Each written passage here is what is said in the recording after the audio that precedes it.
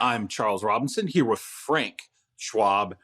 Frank, Sunday night game, always dangerous when you hit two young quarterbacks together and you have two fan bases that are absolutely convinced that this game is a referendum on who's better between the two guys. And I watched Miami fans and LA Chargers fans crap on each other. There's no Chargers fans. What are you talking about? Come on. There's like six Chargers. Yeah. There's a lot of Justin Herbert apologists. Let's go. Okay. Stop with the Chargers jokes. They always come after me and they leave you alone. You and Dan get me into more with fan bases where we're like, oh, that team doesn't have any fans. And then they all crap on me. And I'm like, I didn't even say it. I'm just here. At Charles Robinson on Twitter. Yeah. Anyway, the LA Chargers beat the Miami Dolphins 23-17. There's a few different things we can talk about here, but I just think it's interesting watching these fan bases, bicker over this is the game somehow going to prove which guy's better. And, really, frankly, I think the volume of it is Miami fans. So there's all these Miami fans that are pissed off. That are like, Tua Tagovailoa is he's better than Herbert. People need to see it. It's, and then he shows up in this game and it's just not his finest performance. And I want to also note that a lot of this felt like it went downhill after we revealed the Frank Schwab Tua MVP stat of every game he starts, they win. After we revealed that stat, I think they're 0-2. That was only 8 days ago that was still alive. Wow. And that's kind of what I wrote about for this game, or saying, like, what's happened to the Miami Dolphins the last 2 weeks? This was a team that, again, at kickoff against the 49ers, even when Jimmy G went out and it looked like, okay, they're going to win this game too. You're like, they're right there with the Bills for the AFC East. Tua should be getting some MVP buzz. And then they completely leg an egg against the 49ers. It's like, okay, well, whatever. That defense is really good. Sure. Sure. Totally understandable. Chargers ain't a good defense. The Chargers are a bad defense. Nope. Didn't have Derwin James. Didn't have Bryce Callahan. Obviously, Bosa was out. And Tua was terrible in this game. And I'm not going to make this a referendum on his career. And, Tua's not a good quarterback. Look at Sunday Night Football. But the truth is the truth. He was miserable in this game. He played non-Russell Wilson division. As bad of a game you could play quarterback as a good quarterback that we've seen all season in the NFL. This dude, at one point in the third quarter, was 3 of 17 for 25 yards against a bad defense. I don't want to make this a referendum about Tua. Herbert's a better player, whatever. I mean, that's been clear to everybody. Tua's in a much better situation, better coach, all that kind of stuff. Herbert's better. Tua's good. That's fine. How much are you worried about the Miami Dolphins now? All of a sudden, right, in 5, like they're still fine. But you start looking at the schedule. They go on the road. They play Buffalo Saturday night. Probably not going to win. Maybe. I don't know, but probably not. And then they got some tough games, like just tricky games. I think they play the Jets, the Packers, and then at the Patriots to end. It's a lot more dicey than it was 8 days ago. It just seems like, I hate to say it, but almost like they've been exposed a little bit. And now you go in, you got to win some of these games, and they're going to have to come up with a counterpunch. Yeah, and you don't, I think one of the things that's crazy too is you don't know what the Packers are going to look like by the time they get there, because they're coming off of a win against Chicago. They're suddenly feeling better about themselves. If they beat the Rams, you have no clue what kind of, the Packers could come in and be like, hey, you know what? Screw it. Let's just win some games to end the season. Yeah. And they're capable. I mean, they're not the Texans. Well, now that, look, Christian Watson, now that they've found somebody to, Aaron to throw the freaking ball to. When you look at that schedule, you see 3 teams fighting to get in the playoffs, 3 teams that are capable of playing good defense, and 3 teams that, to me, they really should all be in the mix, other than the Packers, all be in the mix every time Miami comes up against them. And it's concerning. It's concerning given, as you said, these last 2 games. And this one I just didn't expect. It was the 49ers Not defense. The way it went down. Not the way it went down. Mm-mm. We're seeing the 49ers defense is devouring. They're at that point now where it's a wood chipper. Like that is. They're great. You're going to lose a limb. Okay? D'Amico Ryans, man. D'Amico's good. Yeah. Well, everybody's. Like I said, you're going to suffer some attrition against them. And sure. And that's I understood it last week. I'm like, you probably shouldn't lose to Mr. Irrelevant rookie, but the 49ers defense. Now the alarms are blaring of, whoa, what's wrong with the Dolphins? Because this was, just absolutely miserable. Okay, There's so no way around it. is this? I mean, we can't quantify it yet because I mean we're going to have to take a look at these games. But is this a case where teams were looking at what they were doing the first half of the season and kind of figured out some of it? You know, I mean, basically to me, what you had to figure out is how do we deal with Tyreek Hill, which was what teams, I feel like a lot of teams always struggle to figure that out with Kansas City, and they would go through pockets of figuring it out. Yeah. You know, and Jalen Waddle, same, I think it's kind of same situation. So you have these two players, and if you can slow them down or at least take one of them out, the problem is when they're both clicking, you're gonna, offensively, it's they're, out, it's lights out. But Waddle, obviously in this game, not nearly what you would expect. Tyreek Hill did some Tyreek Hill things. There's no doubt about that. But this laid an egg, and I don't know if this is like a Tua thing, but I will say this: this is where he's got to turn it around, right? Like, because if he's that guy that we think he is, this is where you put your foot in the ground and you go. You can have bad games. Guys, good quarterbacks have bad games. It happens. Probably not this bad, but they have bad games. You bounce back. I mean, what you see now, and they pointed out on our broadcast often, you're seeing cornerbacks. Teams are just saying, we're going to press you. We're going to disrupt your timing. We're going to get physical with you. We're going to play safeties over the top, figure it out. And I think this is as much, like you said about Tua, I agree. This is just as much about Mike McDaniel. He was the genius after 12 games, right? Sure. And totally justified. He was off to a great start. Okay, now teams have figured you out. What's your counterpunch? Right. What do you have now? And I think Mike McDaniel will figure that out because he's a really smart guy. He's a good coach. And Tua's going to be fine, and Hill and Waddle and all them. But they're at a point in their season where it's got to happen fast. Like you can't let a 2-game losing streak become 5, or else you're going to be somehow. They were 91% to make the playoffs before this week. Football Outsiders playoff odds. If you go from that to out of the playoffs, is totally possible. I don't think it's going to happen, but it's possible now. And it's got to be scary for the Dolphins to just be like, they've had this kind of dream season. And now you're in this, you have some issues right now. You got to figure them out fast. You want to say anything good about the Chargers before we move on? I mean, Herbert played great. I thought he was really, really good in this game. Look, and this is the team. They could go win a playoff game if they can get in, obviously. Frank, but if they play like this, why not? Mike Williams, Keenan Allen, pretty much all season have been jacked up, right? Look what happens. You get the two guys out there. Keenan looks healthy now. Like he looks as healthy as you can expect, right? Sure. Mike Williams out there looking healthier than obviously we've seen him in a long while. And all of a sudden you're like, wow. This is and all of a sudden everybody goes down a peg too. Josh Palmer's not your number 1 anymore. Really good number 3. Gerald Everett's not carrying the offense. Just make a couple plays, Gerald. Eckler's going to do his thing. I really was impressed. I don't know if the Chargers are going to get in or not, but if they do, they are one of those teams you probably don't want to see. Let's swing it around to what I thought was a really, really surprising result. Not that the San Francisco 49ers won, but 35-7 over the Tampa Bay Buccaneers. It was shocking. Before we get into Brock Purdy and all that, was this about Tampa Bay being terrible, or man, are the 49ers this good? Like I think it was a lot Buccaneers, I'll be honest, but I'm interested to see what you have to say about this. I think it's look, Tampa's offense is, I don't understand what people who are out there that don't know by now that Tampa's offense sucks, that they've struggled all season long, that Tom Brady and Mike Evans have been on the wrong page for months. Like, I mean, if people don't understand that by now, they're not paying attention at all. Like, that offense, and we said it weeks ago where I was like, all of a sudden you're getting guys back and you're like, like, why is this not, I thought it was going to kick into gear when Godwin got back. Once everybody kind of got into a little bit of a groove, but I don't, some of it is that offensive line. Look, they got a left tackle, and it's, Mike Florio keeps saying this. He's like, he holds every single play, but he's honestly, watch the left tackle. He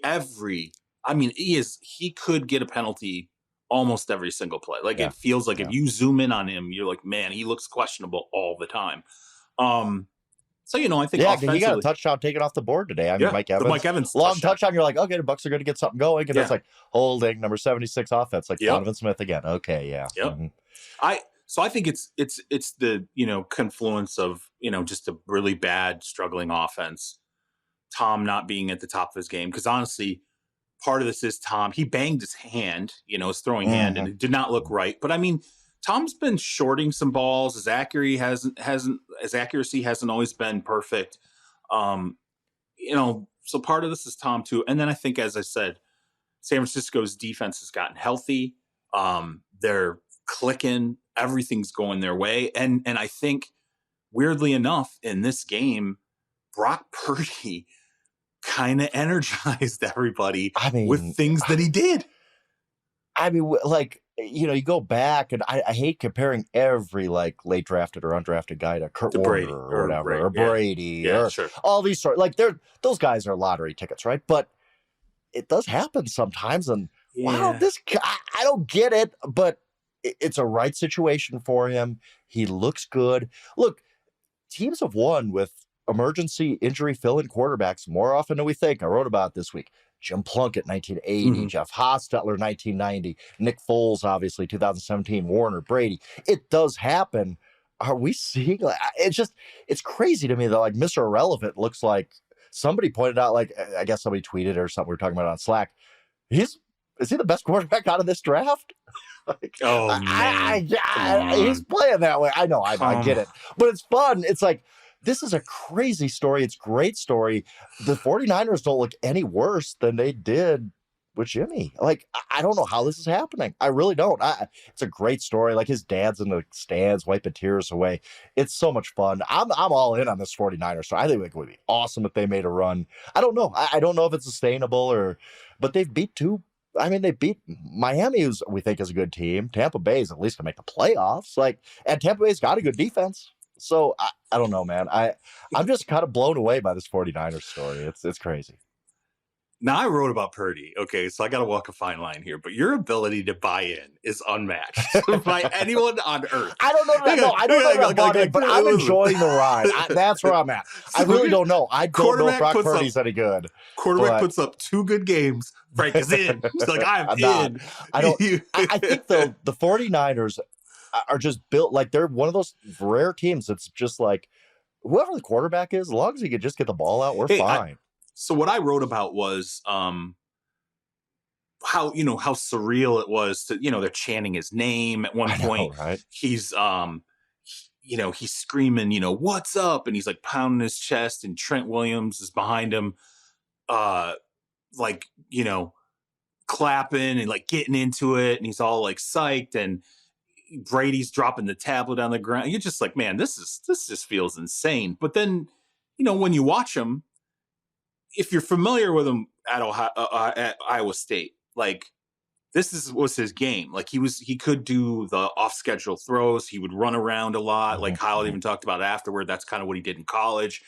He has some big highlights, but he's got some pretty bad lowlights too. I mean, there's some pretty horrible plays if you look. Right? Like, that's what. But again, the Bucs are a really good defense. Like, that's not their problem. The Buccaneers defense ain't a problem, and he was great against them. It's like, whoa. I'll say this: like, we talked about this before, and I think I did some radio shows during the week where I was just like, look, Kyle's just going to be like, just don't turn it over. Do what I tell you to do. Okay. Like, we're going to just don't, all he's got to be his ceiling just has to be low end Jimmy Garoppolo. Like, just go out there, like, just really try not to screw it up, because you got a running game. You've got all these, you got skill position pieces. You got a great defense also. But instead, he went out there, and I mean, the touchdown to Christian McCaffrey, if you watch it, he literally puts the ball between McCaffrey and the boundary. It was a perfect throw. I'm like, oh my God, that throw was sick.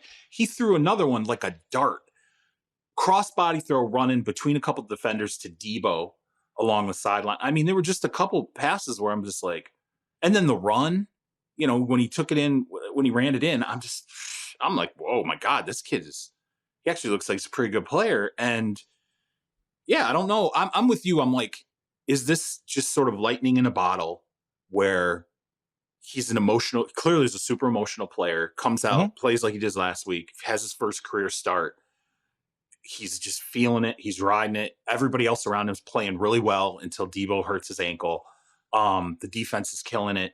And, so what I'm afraid of is you just don't want to get sucked into. I see these other like some people in our realm who you and I know who are like, well, what if he steals the job from Jimmy and Trey? What if I'm like, dude, come on, man. And then like the Brady comparisons. Well, he's a 7th-round pick, and maybe you just won't give the job back like Brady didn't give it back to Bledsoe. And I'm like, dude, can we really, like, we gonna do this here? Like, that's your voice for like, Twitter overreaction, by the yeah. way. I Well, like that. no, I enjoy that. Yeah, kind of. I don't know. I got a whole library of got to them. work on that, man. Yeah, I do. That's pretty strong. I got a few, but I'm like, let's compare his size to Tom Brady's size. Yeah. Okay, let's compare his arm to Tom Brady's arm, and then let's also go and look back at what his history is. Does wild, runs around, is like emotional, does all this stuff, and then there's like some bad stuff that happens, and I'm kind of like, what you said. Have we just not seen it yet? I think we're going to see some bad stuff at some point. And I think at some point too, I mean, they're going to be in a game, presumably, where they're behind 10-0. Then what happens? Right. I mean, they've been, if you stay on schedule with a quarterback like this, fine. You're not asking them to do too much, but when it's like, okay, kid, minute 56 left on the clock, we need a touchdown, and we're out at Philly or whatever. It's like that's when we'll find out. Probably won't go well, but I don't know, man. It's a lot of fun. I will say one thing. You talked about, you kind of hit on this, and I just want to mini 10-second rant about this. For anybody out there, because I got asked about this again, and I've heard this over and over. For anybody out there who's like, oh, Tampa Bay's just going to turn it on in the playoffs. No, stop. My goodness, stop. Tampa Bay's terrible. Tampa Bay is a bad football team. They're bad. They are not going anywhere this year. They're not winning a game. I don't think they could win a playoff game in a consolation bracket right now. They're bad. Like they're so lucky to play in the worst division of football. They might be the worst division winner ever. Like, I mean, it's a short list, and they're going to be on it. I don't think they're going to finish with a winning record. I was texting with a GM actually as I was watching the game, and he was watching as well. It's probably not hard to figure out who had a bye this week. I probably shouldn't say. Anyway, whatever. Well, I don't care. Whatever the case, he's watching, and he saw like some of the interaction between Brady and Mike Evans, and he was just like, Tom really needs to pull Evans aside and have a conversation with him. Just be like, hey man, we're clearly on the wrong page here. We're both frustrated. Like, and it was at a point in the game where Tom had missed the throw. You watched them both walk off, and they kind of went in opposite directions. And then Tom sat down on the bench and just started screaming. It was like throwing stuff, pissed off. At one point, I think the cameras caught him kind of saying some stuff to Evans. And this guy just remarked to me, he was like, honestly, a little Achilles here that maybe people don't understand about Tom Brady. He ain't about coaching you along. He ain't about getting you into the fold at this point in his career. He just expects you to show up and perform, especially if you're Mike Evans. And he really ain't going to coddle you. And that's probably not a great situation for the Buccaneers to be in when maybe they need Tom to help wean a couple people along a little bit more than just be pissed and yelling on the sidelines all the time. Yeah, absolutely. It's just a bad scene for them, and two teams going opposite directions. I was really shocked at the outcome, though. Yeah, feels that way. All right, let's move on. The Buffalo Bills beat the New York Jets 20-12. Buffalo at home. It was a pretty entertaining. I mean, look, it was 20-12. At times, it didn't really feel close, but it was still entertaining because it felt like two teams. I mean, they were fighting, and I like the fact that Mike White, I mean, he had to go to the hospital, so I got to be, I don't want to be indelicate here, but Mike White got hammered in this game, and yet really kept like, I'm like, dude, Zach Wilson never got a job back the way this guy, like, he got destroyed on 2 plays and came back. And I'm like, I can't think of a thing that in that locker room where they're just like, hey man, that dude is legit putting it on the line for us. Even though they lose this game, I still think there's some upside there for the Jets. It's not a good loss, but I do think there's some upside in that. You just saw this guy get hammered, and he was like, I'm going to keep getting up. I'm going to keep walking in there. I'm going to keep trying to win this game. And I think there's a long-term benefit for the Jets the remainder of the season if they can still try to keep themselves in the playoff hunt. I think the only thing I'll push back on you here is I agree. I thought he was really tough in this game, showed a lot. His teammates obviously really, really like him. But this Jets coaching staff has fallen way too in love with the Mike White story. He's still a limited player. In this game, it was tied in the third quarter. It was pretty much one possession, or at least most 10 points throughout most of this game. they threw it 47 times and ran it 22. Yeah. They did the same thing against the Vikings, too, where it's just they've fallen in love with this idea that, oh, Mike White's just going to sling it around to Garrett Wilson and everybody. And he's played fine, but that's not their formula to win. And he's not that guy. He's just not. And especially when you're in this game against the Bills, they were right in. Again, it was 7-7 in the third quarter. They played really well on defense. I guarantee you the Bills are like, we don't want to see the Jets in the playoffs because this defense gives us problems. This is the one defense that just has us figured out, and we can't do much against it. It was a struggle all game. But I just thought the Jets' game plan wasn't very good. It wasn't overly game scripted that they threw 47 times. It was a choice. 44. We wanted Flacco threw 3. So, you're including the Flacco throws. Okay. Yeah. No. I got to bump up numbers. So I just don't. I get it. I get everything you say, and I give my hats off to Mike White too. But this isn't going to be how they make the playoffs or win a playoff game. They got to get back. They have a good enough running game. They could be a different team. So, and on the other side, I thought the Bills are just they're going to grind. The Jets are just a kind of a bad matchup for them right now. So for them to get a win, totally fine. We've talked about this before.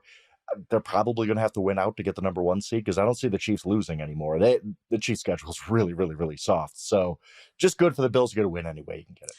Quinnen Williams, before we move on real quick, I mean, we'll see. I mean, at this point, you and I don't know ultimately what the prognosis is going to be with that. But, I mean, that's a massive, bar none, one of the best interior linemen in the NFL this year. Yeah. Like, to me, like, probably all pro, right? Yeah, at least in the conversation. Yeah, absolutely. Sure. Yeah, I was thinking that when he went down, I'm like, you just lost an all pro defensive lineman. Mm-hmm. Like, it's devastating, and hopefully it's not significant. We don't know right now. It's late Sunday night, so we'll obviously figure that out down the line. Absolutely. Let's swing ahead to the Detroit Lions, man. They're back. Detroit's back, baby. 1-6 to being in a playoff race. They win 34-23 over the Vikings. We'll get to the Lions in a second, but I think the obvious question here, I wrote about it for winners and losers. Is this kind of like, hey, haha, let's point the Vikings are frauds? I don't think so, but all the advanced stats say the Vikings are just not even nearly as good as 10 wins. They weren't even favored in Vegas this week, which was crazy to a lot of people, but it made sense because when you look at some of these advanced stats, Detroit's a better team. I know that people are like, what? Yes, it's actually true. The nerds won today. Advanced stats analytics win because Detroit was clearly the better team in this game. There was never a point where I thought the Vikings were going to win, ever. Even they got a 4th and 4 touchdown to Thielen, and it was like Detroit was like, okay, well, we'll just get a touchdown right back. No big deal. The Vikings did not look good in this game. And look, losing on the road to a division rival when you're 10-2, not that big of a deal, but just everything else that's been said about the Vikings and how they're out over their skis, all this kind of stuff. I think it all came to pass today, really.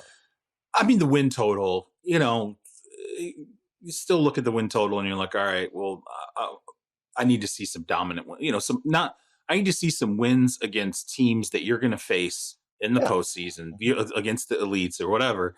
The thing is, though, in this game, I'm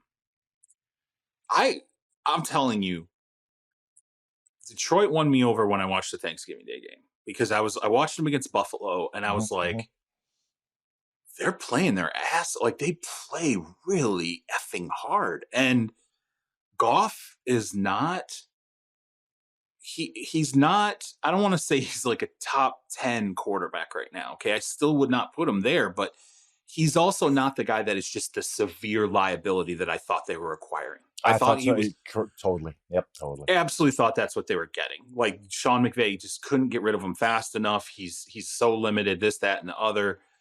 But they've surrounded him with good players. Just Jameson Williams steps in this game, scores a touchdown. Like, the running backs. The Vikings defense is trash. The defense bad right now. The defense is sort of that, like, opportunistic. They get a pick here and there that kind of changes the face of a game.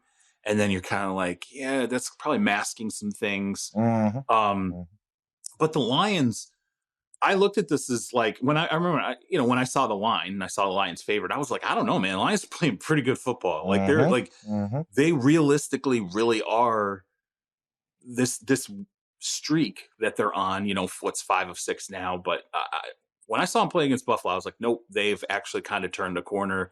As hard as this is for me to believe, and as much as I've knocked this over time, offensively, they're a pretty good team. And like even defensively, they're not a good defense, but the one thing is defensively, they do in either when you watch them, they'll make a play here and there. That's kind of important, like like Hutchinson picks off Aaron Rodgers, or a DB steps in front of a pass. It's just they'll make these little plays that don't make them a good defense, but all of a sudden, because they are a high volume offense, puts additional pressure on their opponent. So I don't know, man. Like it's I sit there and I'm like, is there any shot? Like they absolutely could beat the Jets and be 7-7 next week. They could be a 500 team, which is incomparable. That's the big, like when you look at the playoff, I wrote about this afternoon when Seattle lost, that when you start looking at the playoff picture, if the Lions do win next week, all of a sudden you're like, they could run the table. Like it's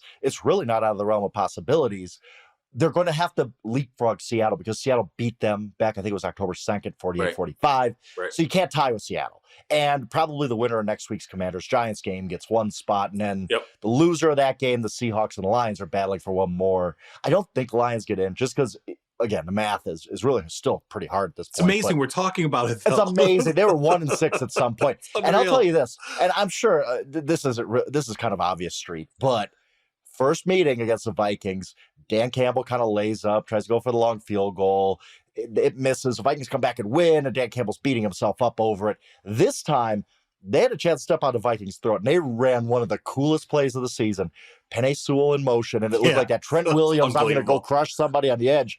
And he just kind of sneaks out into the flat and catches one, and I'm like, that Dan Campbell's been waiting since that first Vikings game for a moment like that, when I'm like, okay, if I get my shot, I'm going to step on their throat. It's going to be with this play. You had to know they were excited to call that play. And they're like, this is it. We're going to go get him now. And they did it.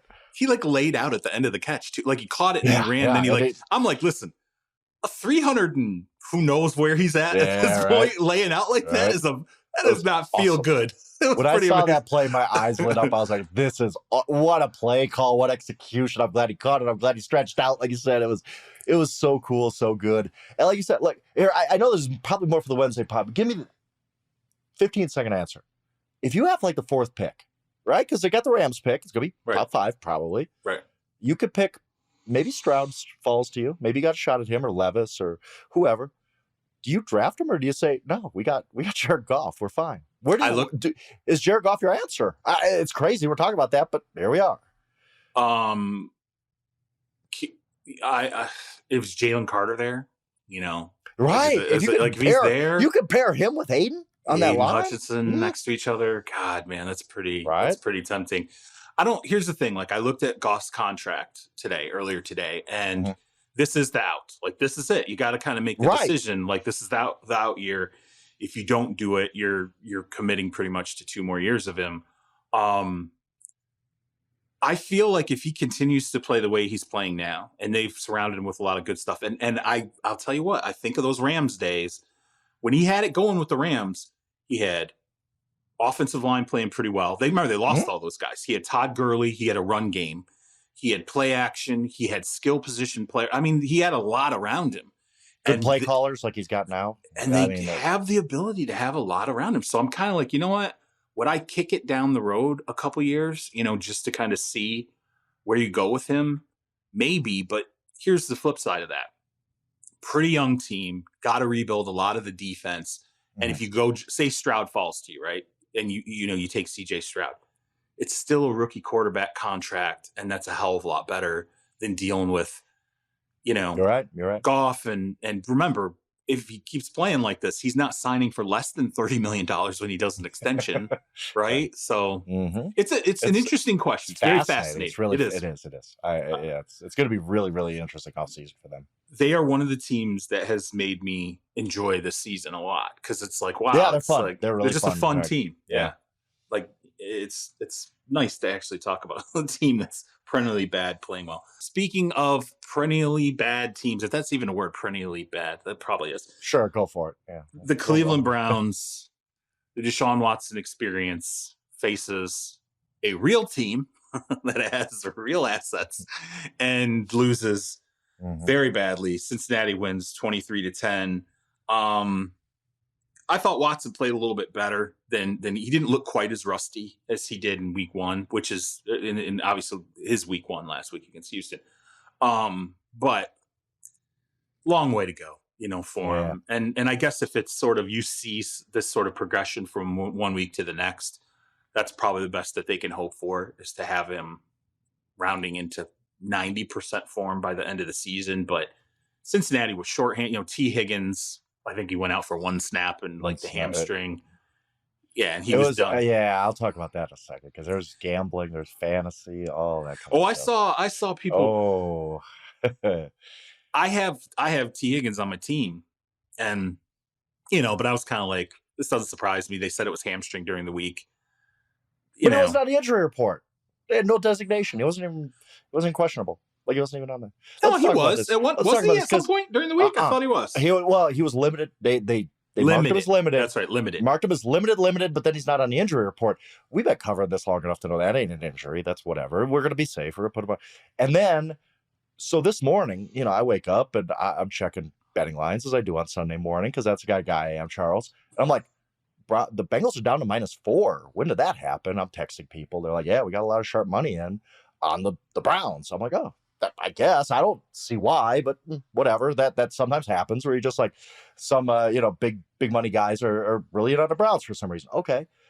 And then T. Higgins, who they do not announce inactive, obviously, he basically doesn't play at all. I guess Zach Wilson said he snuck on the field for one snap. We didn't want him out there. Yeah, then he came out. He basically was inactive while being active after he's been limited with a hamstring problem. Like, it just seemed like injury report shenanigans from Zach Taylor, and there will be a call. The NFL, look, once you get into the betting sphere, all right? Yeah, I get it. 30 states that are legal with betting here. And they're not, like, fine, the Bengals won and covered and all that kind of stuff. But you're in bed with gambling now. You're in bed with fantasy. You can't have coaches doing this stuff, all right? And maybe that's what happened. T came out for pregame. He tweaked the hammy. He couldn't go. That's all very, within the 90 minutes after you got to give inactives. But the line change and the way it went down is just awfully fishy. And again, when you're in these businesses, like, now the NFL's partnered with gambling sites, right? Like, this isn't just, this is illegal stuff we don't have to pay any attention to. Now you're part of this world. You have to be on your coaches to be like, this don't fly no more. And I just wonder if there was some shenanigans going on because of how it all went down. And especially that line move that was so fishy this morning. I'll leave that for others to figure out what happened. But I think the NFL's got to make a call to Zach Taylor and be like, you tell us what happened here, because this doesn't. Well, he's going to lie. This doesn't look right. He's going to lie. Well, they were doing such a bad job of lying after the game. It seemed like none of this made sense. He said he did warm-ups, right? That's what they said. He would. I guess warm-ups. They snuck out onto the field. They're like, whatever. What are we talking about? And they're like, we had a goal line package that he could have played in if he had to. Like, really? What are we talking about? Anyway, I'm just saying it all was pretty fishy. Maybe all above board. I don't know, but. Again, when you have all these various things going on, fantasy too, it looks a little weird. And the NFL, they got to make sure that there's not injury report shenanigans going on anymore when they're in business, basically, with these betting companies. And that concludes your portion of the betting podcast. I just found its way into ours. Hey, man, I'm sure there's people out there who are like, just like you. Like, oh, yeah. I had to make the fantasy playoffs by winning in week 14, and T. Higgins puts up a 0.0. Like that. Look, it stinks. But they got the win. I will say real quick about Watson. Like, people who expected, okay, it's week 2, he's not going to be rusty anymore. That after 23 months off, it's going to take a while. It probably takes the rest of the season.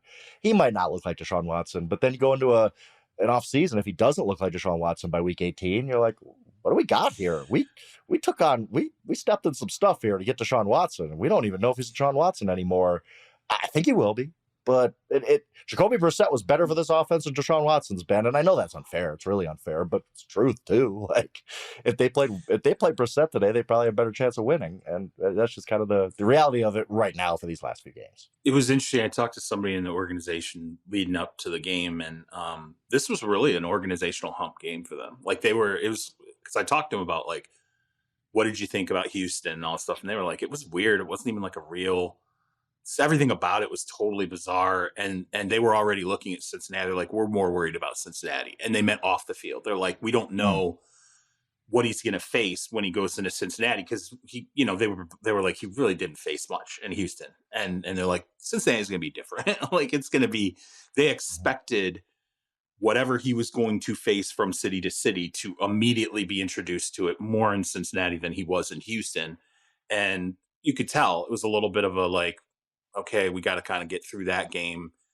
Then we'll see maybe where the real spectrum is in terms of what, we're going to have to go through with him from week to week. So maybe that had something to do with it, but this is it. That's it. That ends their playoff hopes. I mean, their playoff hopes were faint anyway, but they're completely really out the window now. Absolutely. Let's swing it ahead to, this was one of the more fascinating games of the day. I'll tell you that. What the hell? Dallas Cowboys beat the Houston Texans, but not like any of us thought.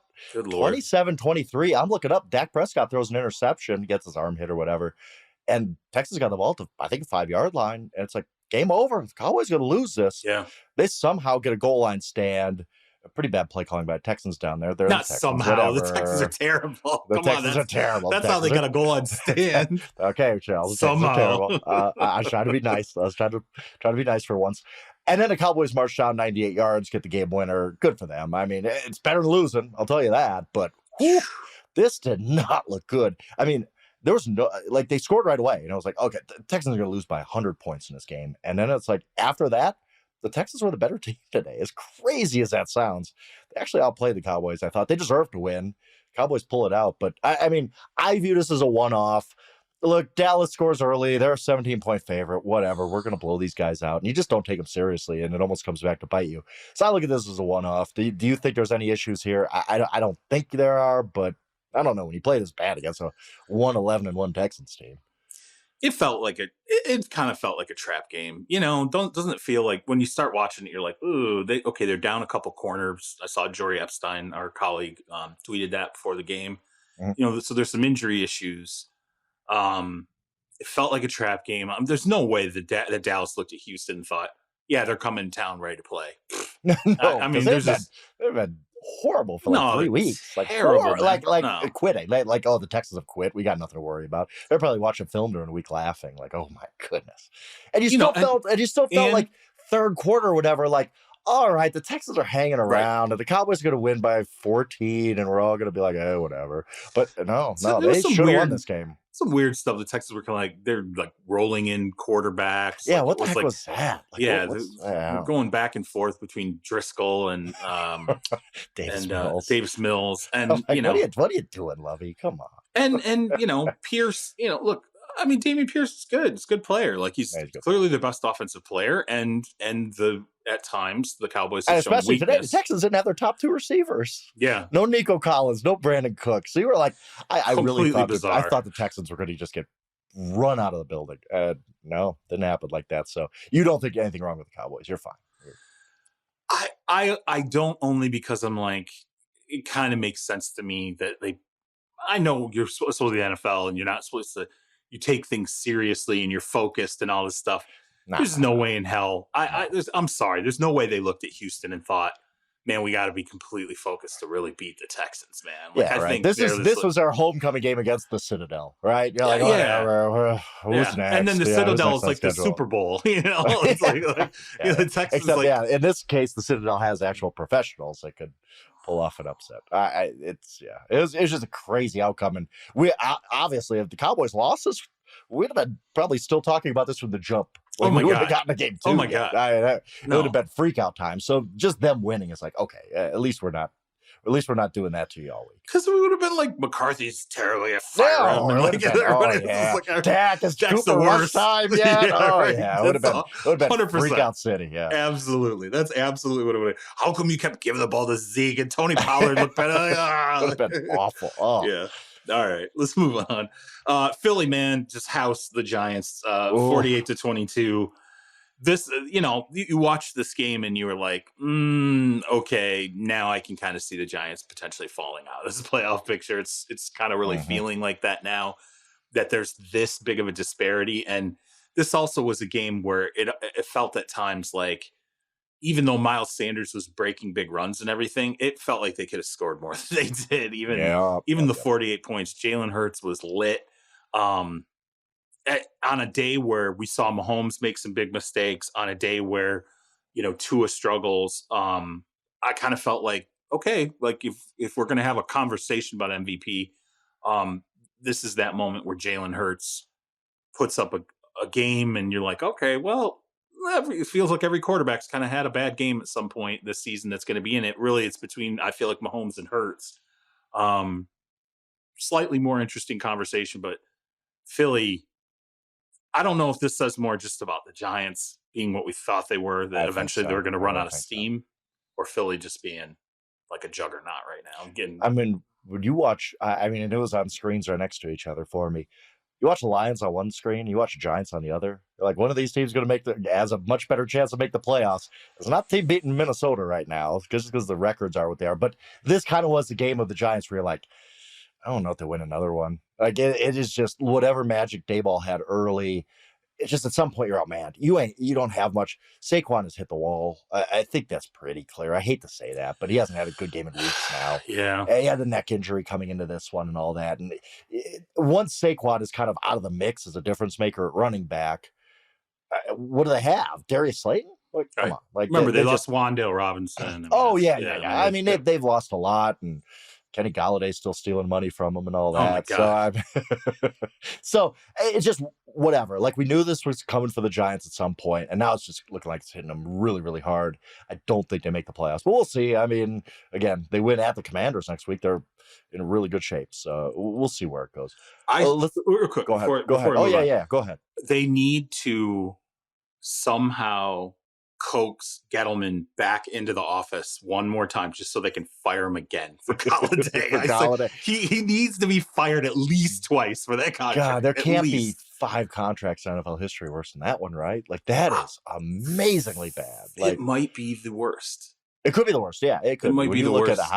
It's like Albert Hainsworth, probably. Like, you're gonna think there was some him and bad. Shanny, man. Wow, that was. I got to revisit that at some point. But Galladay's up. It's in that 5. Circus. It's definitely in that 5. It's definitely a 5. All right. You can get Frank on Twitter at Yahoo Schwab. You can get me at Charles Robinson. You can get our ace producer, Brett Rader, at Brett Rader. Please give Brett some love, too, because I think Frank and I are wearing them out. It's getting late in the season, and we're definitely going long.